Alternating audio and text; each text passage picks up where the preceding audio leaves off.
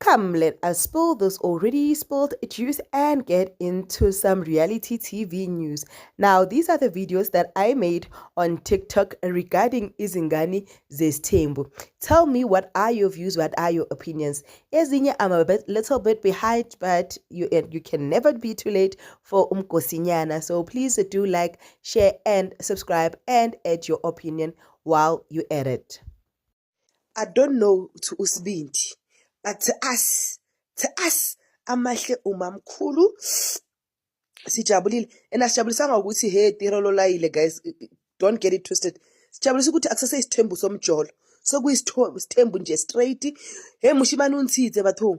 Kuri mushimane udecidile abona gore bona this is the right thing to do, and then she found her. She found her kona to thoma go bona gore mang ke mang bjang eng njani, but amahle umamkhulu wethu. Sawubona mamkhulu sonke manje. Sosalandele emuva siyoba abomamncane, sesawubizwa boNdlunkulu, Makhumalo Ndlunkulu, mayeni, simply nje ukuthi sibe nalo Ndlunkulu. Mara Ndlunkulu no, ke amahle.